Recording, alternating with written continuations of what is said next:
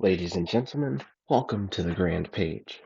I am your most humble and obedient servant, Page Ghost. Today I want to look at an article I found a little while back, as you can see from the date here. It says 10 unwritten rules of gaming everyone knows.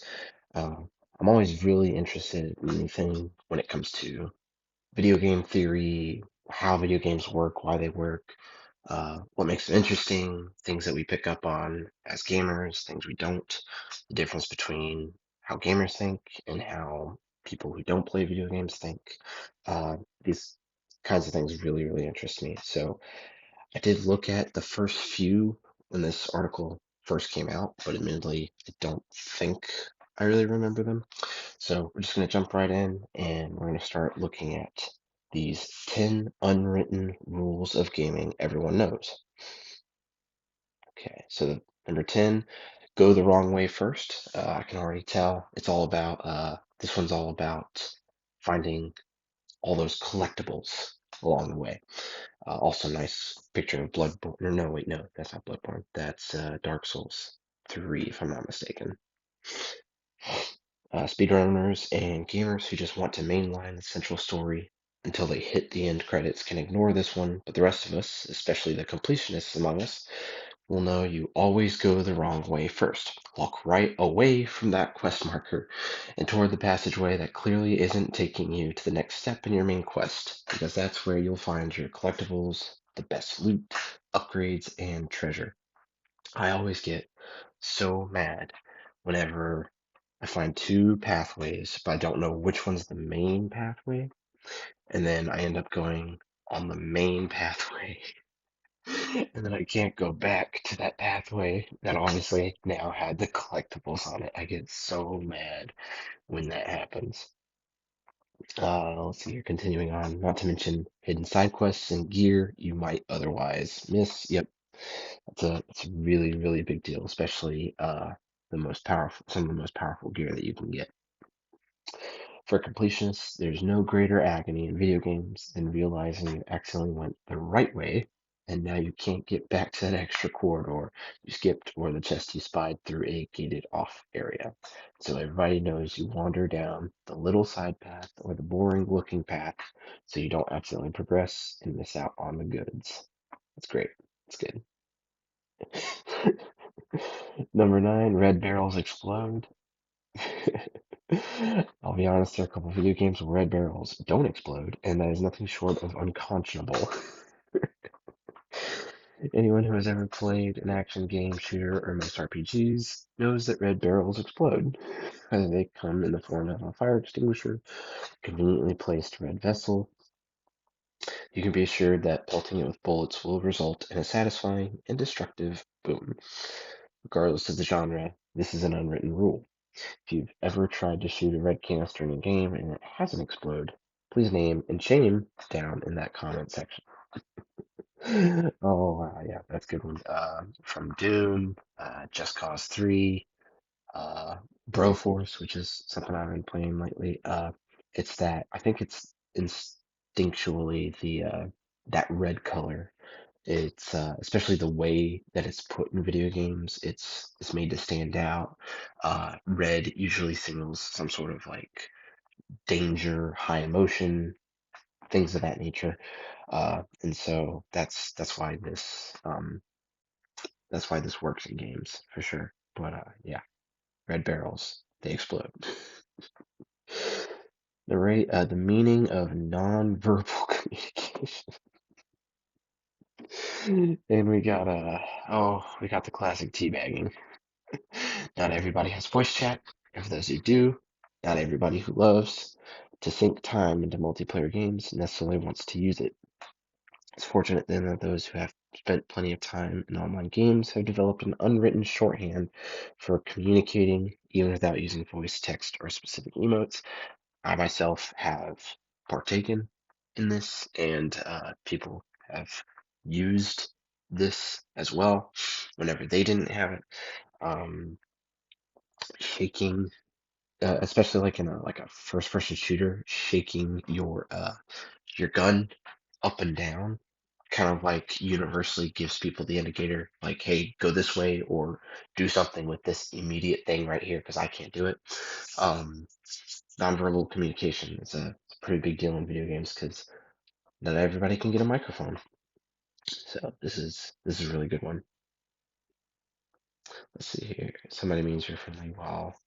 Oh, crouching quickly when you haven't killed somebody means you're friendly. While crouching quickly over a body when you have just killed somebody means, well, you know what that means. Yeah, teabagging. Now the bit about when you haven't killed somebody, crouching quickly when you haven't killed somebody means you're friendly. I didn't know that. But then again, I haven't played a lot of uh, first-person shooters or anything like that. I imagine that's most likely where that came from. But I wasn't aware of that particular rule, but it's something I'll be sure to keep in mind as uh, as I move forward in my gaming. Let's see here, number 7, be a hoarder. Yep, 100%. You never know when you're gonna need something. I'm sure somewhere in the world there are gamers who don't hoard every potion, elixir, grenade, telling themselves they shouldn't use it now because they'll surely need it later. But wherever they are, I haven't met any of them. That's actually it's funny, but also it's kind of tragic as well. It's a game theory, I guess, video game theory, or like it's a video game premise where they give you all of these items, right? The game developers give you these items, and they do want you to use them, but because a lot of times these items are so valuable, you end up saving them for quote unquote something important. Thing is, it's not like the game is going to necessarily warn you when something important comes along. So you just end up holding on to this really, really helpful item for a really, really long time. Um, there's got to be some kind of answer to this. I'd actually argue it's some kind of problem in the video game theory, uh, where players aren't utilizing the systems that the developers created, because we know that, hey, this super super helpful health potion might come in handy. I don't want to use it now, even though this boss is kicking my ass. I want to use it later. So this is actually it's I'm not saying they shouldn't have pointed it out. This is a very, very important rule that gamers follow, but it's certainly something that really needs to be addressed in video game theory in general. Um, so if you walk into an arena, save. Yep. Yeah, if you all of a sudden notice that the autosave feature just activated and you haven't seen any bad guys in a while, um, and you're like this picture shows, you're walking into an arena. Yeah, you you want to save because you're about to have a boss fight on your hands. This is a surefire sign that a boss battle is imminent, and you're going to want to immediately stop and save, run a mental scan of the defensible positions in the room, and figure out what you're going to do when you wander 3 steps forward and all hell breaks loose. That's good. Ground rooms are bad news, and every gamer knows it, unless you're totally overleveled and kitted up to the nines. And you aren't trapped in there with them; they're trapped in there with you.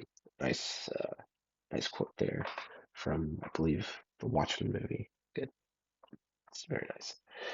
If a character says they've got a bad feeling about anything, yeah, that's a video game telling you something bad's about to happen. In more recent years, this has turned into is there anything else you want to do? We might not be able to do anything for a while. Very classically, this is said by like Mimir or Atreus in the God of War games, specifically the Norse mythology games. It's like they're giving you a heads up, like, hey, you can keep doing side quests now, but if you do another main quest, you're finishing the game essentially. I'm actually very appreciative of that heads up, because if I've been struggling through the game and they give me the heads up, I'll probably go do a few of those side missions. So that way I can get a little more leveled up. So that way I can get through the ending a little better. But yeah, this definitely holds true. Let's look at these last couple of paragraphs. The final footnote to this one is that you should simply always be saving. Yep, especially if it doesn't automatically save. Save early, save often. Don't overwrite saves. I actually break that rule personally. Big boss battle save. About to walk into a cave save. Sitting at an unfamiliar table in a tavern save. Been more than 4 seconds since your last quick save. Or am I the only crazy person who plays this way? Let me know in the comments. I wouldn't say it's necessarily crazy, but you're going to be missing out on a lot of gaming if you're constantly saving. Number 4, always check for fall damage. Yep, yeah, this is an important one. I wonder if this game has fall damage is an important utterance that will be an inevitability for anybody booting up a new action adventure, RPG, or open world game. I don't know if he's going to tackle it in this, but my personal belief, unless it's I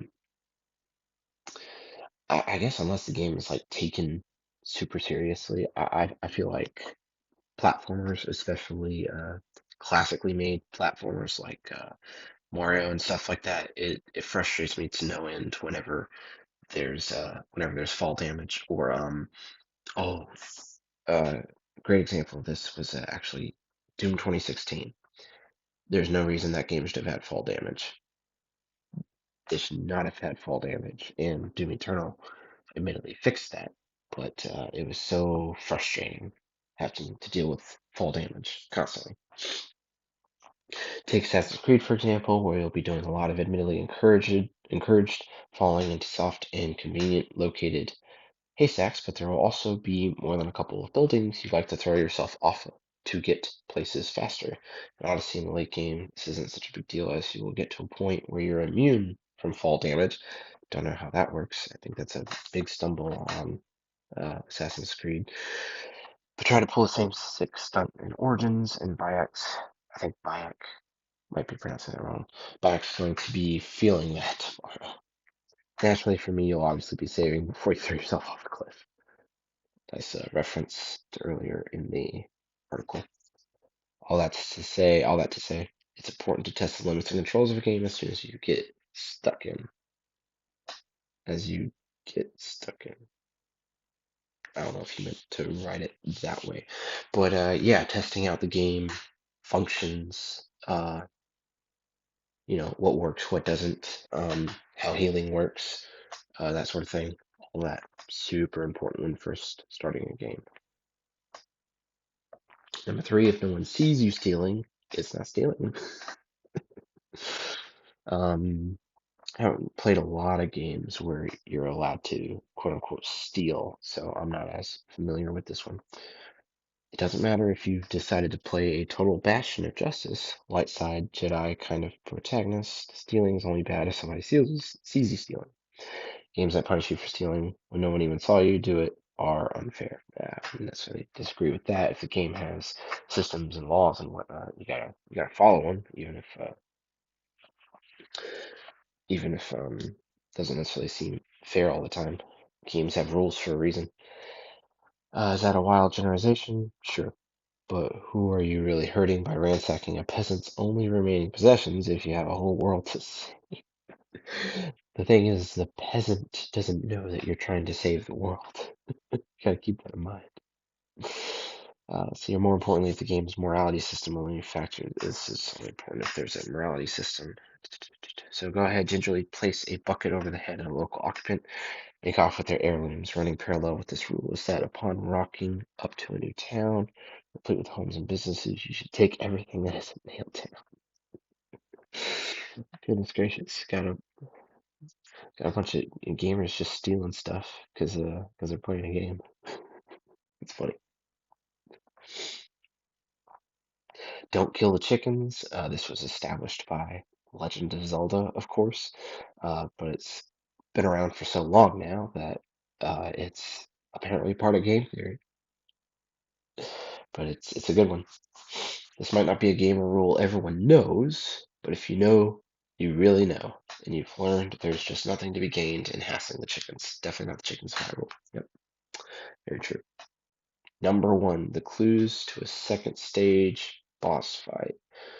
Um, I'll need to read the whole thing to understand this one.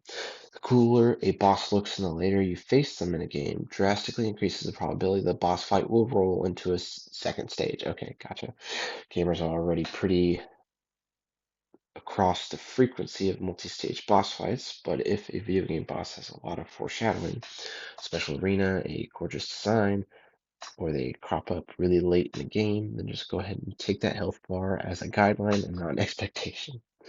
All this means you're a few good hits away from a shortcut scene that sees the already threatening baddie lose their crap, get even more terrifying looking, and unleash everything they've got on you in one final attempt to make sure you're the one who gets dead and not them. This goes double if orchestral music starts swelling in the background. That happens, find some cover, and look. Just consider using one of your expensive buff potions just as once. Referring back to the hoarder rule. Um, I'm fine with bosses having multiple stages. I don't know how I feel about bosses having multiple health bars where you deplete the first health bar and then that leads into the second stage of the fight. I really don't like that. Um, maybe I don't like it because it catches me off guard, and that's part of the fun mint. There are some games I'm fine with when depleting a health bar really it doesn't kill them. I feel like that's a different story. Kind of like if you're fighting a vampire and you don't kill them the right way, then their health regenerates. I don't necessarily have anything wrong with that. Um, but it always just throws me off whenever the boss enters a second phase, whenever you already depleted the health bar. The health bar uh, is informing the gamer that, hey, this is what it takes to kill this guy. You need to get the red bar all the way down. Um, and then whenever it goes all the way down and you still don't kill the person, um, kind of sends a weird message to the player. At this point, though, games like Dark Souls, Bloodborne, they can just get away with it. They've been uh, From Software's just been doing it so much that everybody will just give them a pass for doing it. Um, but yeah, that's the article. I had a lot of fun reading it. Let me know what you feel, what you think about these rules or any rules that you might be aware of down in the comments below. And I'll catch you guys next time.